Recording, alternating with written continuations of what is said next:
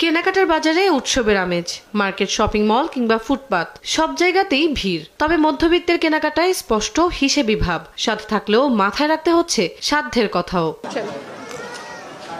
নিজের পছন্দের পোশাকটি পরখ করে দেখে নিচ্ছেন ক্রেতারা। এক দোকান থেকে আরেক দোকানে ঘুরে তুলনা করছেন দাম, দেখছেন মানও। পরিবারের সদস্য সংখ্যা বেশি হলে হিসেবের খাতা মিলিয়ে কেনাকাটা করতে হচ্ছে মধ্যবিত্তদের।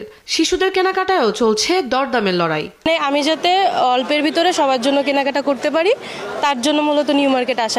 আমি নিয়ে আসছি ধরেন 2000 টাকা একটা ড্রেস পেলাম, নিয়ে গেলাম। আরেকজন একটু কম নিয়ে আসছে, তার সাথে কথাবার্তা বলে কোয়ালিটি ভেবে তারা ওইভাবে করতেছে।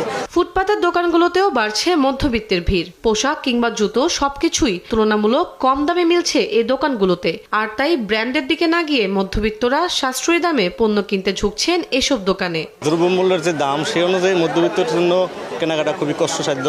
মার্কেটের তুলনায় এই জায়গায় একটু কমে পাওয়া যায়, সেক্ষেত্রে এখানে আসে।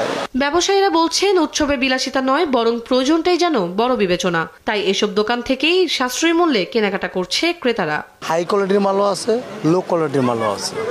দেখা যাচ্ছে যারা নিম্ন শ্রেণীর এরা পুড়ে কিনে, আর যারা হাই কোয়ালিটির হেরা বড় বড় স্টোরে ঢুকে যায়। দাম একটু কম পায়, তাই সবাই আসে। আর মোটামুটি বেচা কিনা মোটামুটি ভালো আছে, বেশি খারাপও না, বেশি ভালো না। ঈদ আনন্দ কারোরই যেন ফিকে না হয়, এমনটাই প্রত্যাশা সবার। তন্দ্রা তারুণ্য, দেশ টিভি, ঢাকা।